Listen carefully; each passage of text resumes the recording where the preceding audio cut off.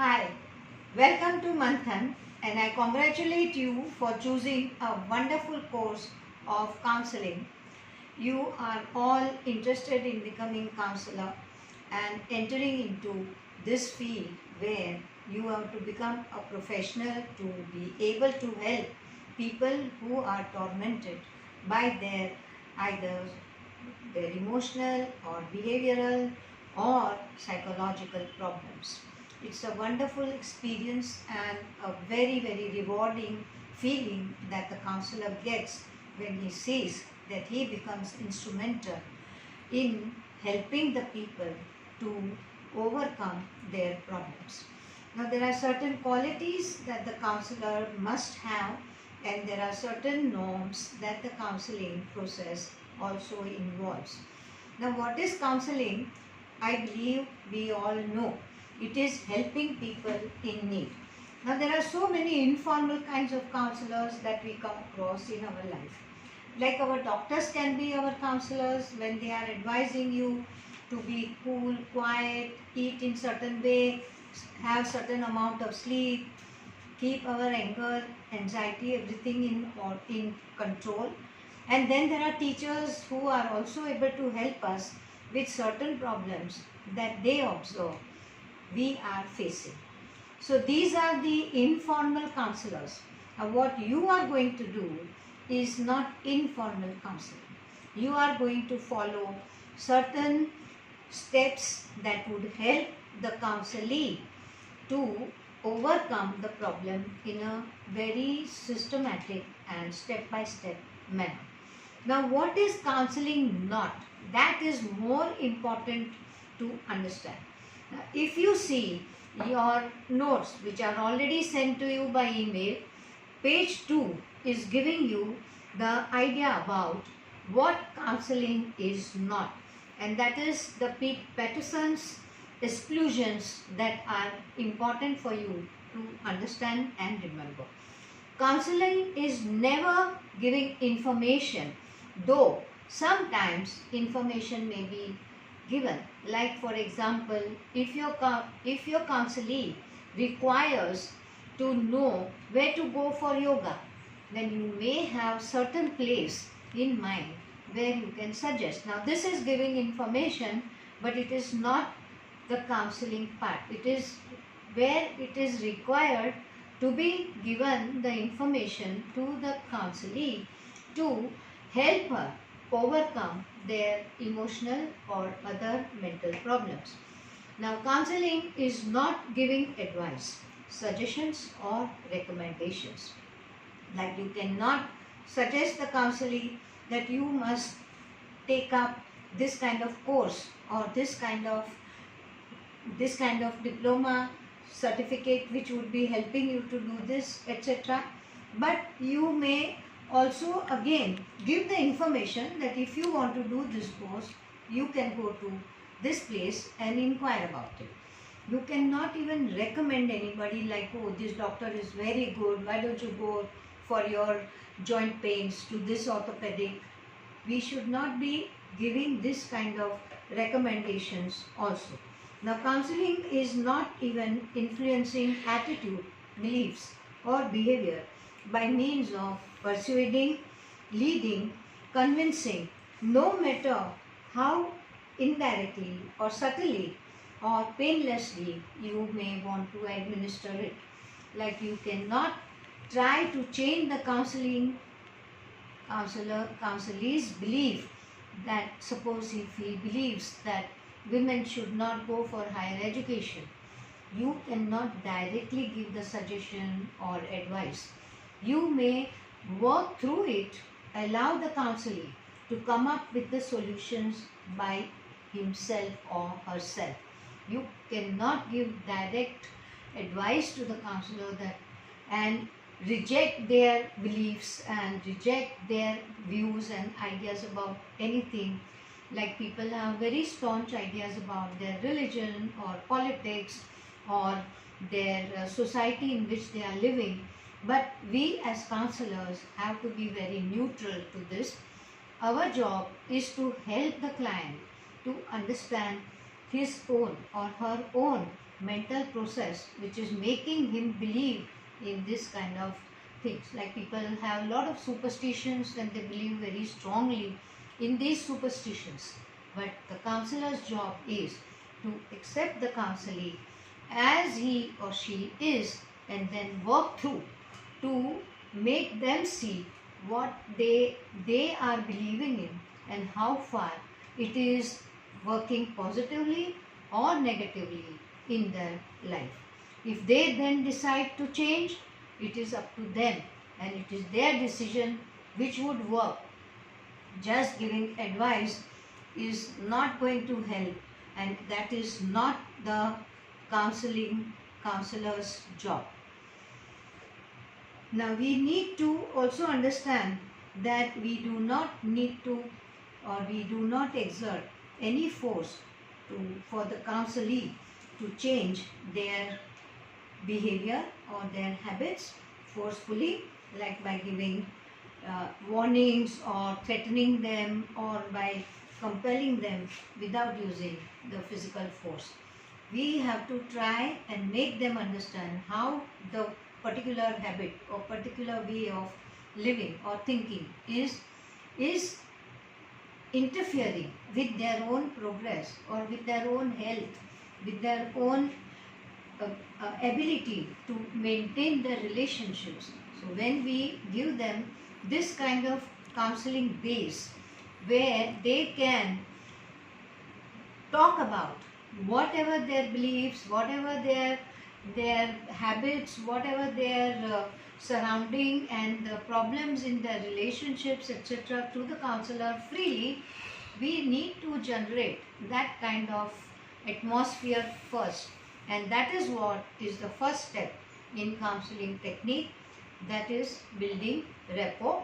As we go along our course, we will be able to understand how to build this rapport and what are the requirements of the counselor to be able to build these rapports. Now going further in your notes that we are sending you as chapter 1, there are different kinds of counseling processes that we have tried to explain. Like there are personal counseling, students counseling, then there is relationship counseling, and so many other areas in which counseling definitely helps a lot, and all those are even offered as specialization subjects in the third semester. So in the first semester we will be covering the classical theories, which will be starting with Freud, who is almost like a grandfather of counseling process and started with psychoanalysis. And then we will be covering all the various theories of psychodynamics, existential therapies, and then in the second semester we will be covering the modern theories which are latest and used in even in today's environment.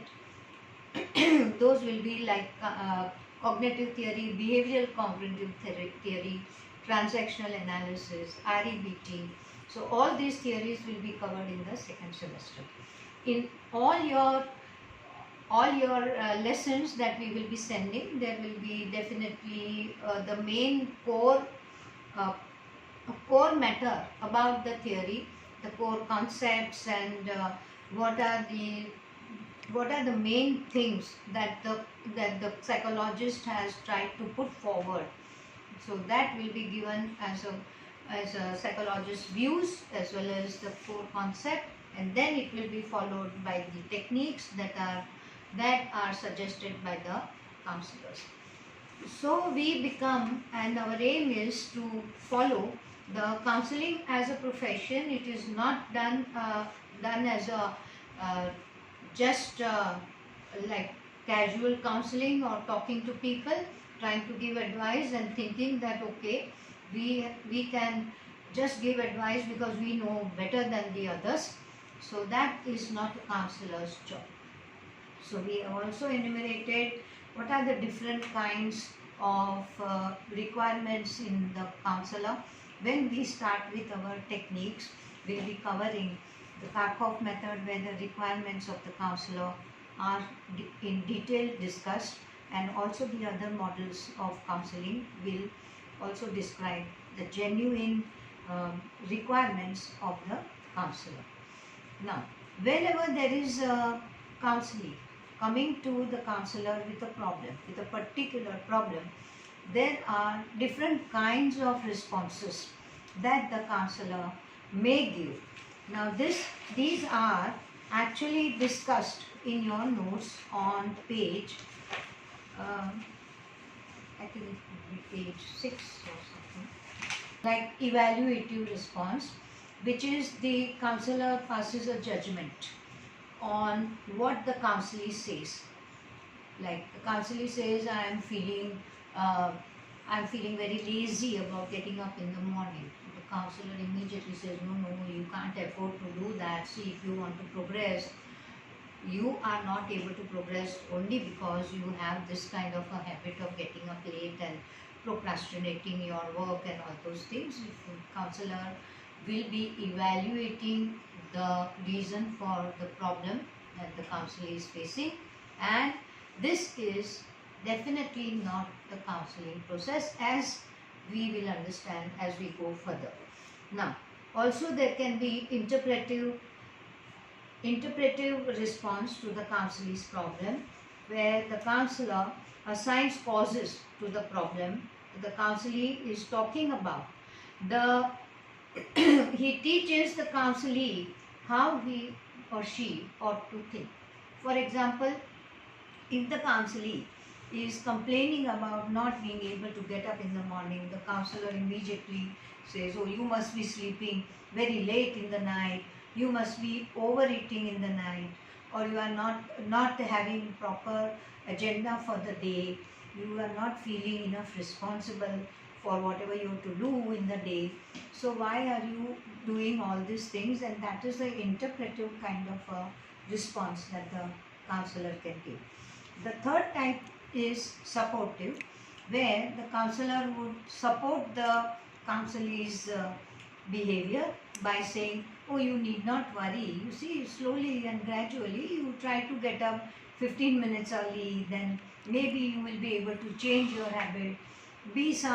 Be ready with your agenda in the morning, or tell somebody to wake you up in the morning, use the alarm, etc., etc. So this would be like counselor is accepting the counselee's behavior and then supporting it. Then there is a probing kind of response that the counselor does, is like asking the questions which are more or less irrelevant, or we do not ask direct to the counselee. For example, the counselor can say, is this habit very old? Why do you think it is happening? Is it because of your obesity? Do you overeat in the night? Do you read late, or do you watch too much of TV? That is the reason for this kind of behavior. So generally we see people who are having these habits do not have the motivation to get up in the morning. So this is something that you need to change. So these are the probing questions, like why you are doing this, which are not directly related to the problem. Now the fifth type of response that the counselor can have is the understanding kind of response. So the counselor can respond to the counselee in the understanding manner, like asking or letting them talk, like what is your real problem. So the counselor asks the counselee to talk about it, and the counselee comes out with explanation like, I want to get up early, but I cannot get up early, and when I wake up it is already too late for me, and I have to rush to work, or I have to rush to the college, and that is always making me feel very guilty about whatever I am doing, and that is the reason I want to get out of this habit. So to this kind of counselee's problem, the counselor would respond in an understanding manner that you have this inability to get up in the morning, but you would like to change that particular habit, because of your this habit you find that you are not able to have enough time to get ready peacefully, have your breakfast peacefully, and you have to rush to college or you have to rush to your work, and that makes you feel very guilty because you feel that if you could get out of this habit, it would be very much beneficial for you in the long run. So this is the kind of understanding problem. So understanding the problem, and the counselor's job is to make the counselee feel that the, the counselor understands the counselee's problem and he is ready to respond to the counselee, understand counselee's problem and try to help the counselee to overcome this problem.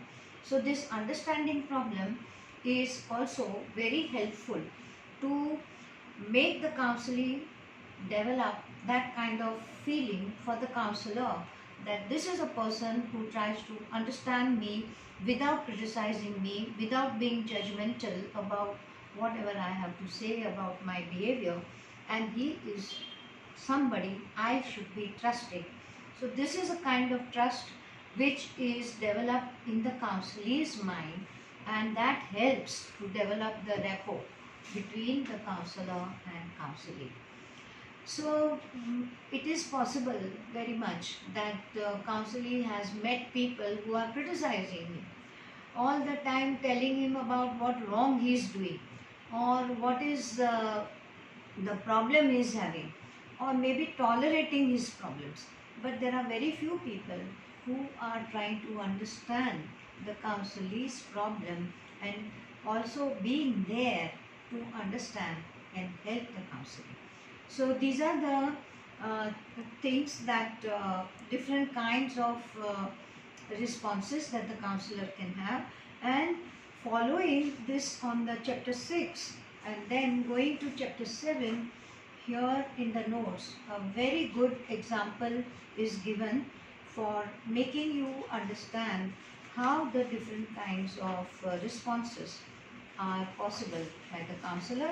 And of course the understanding response is the one that the counselor should be giving, and that is the only response that would help the counselee to overcome his problem and to build rapport with the counselor, which is very, very important. So the other aspects of counseling is given in your notes. You may just go through it, and at the end we have also provided a homework sheet, so that we have 3 cases here, and we have asked you to write down about what are the different kinds of responses the counselor would have in each case, and what is the understanding response that the counselor should be giving to the counselee to build that rapport. So this is the first chapter that you will be receiving, and now we go to the second chapter, whereby we have explained about what is the actual job of the counselor and what are actually the differences between the personal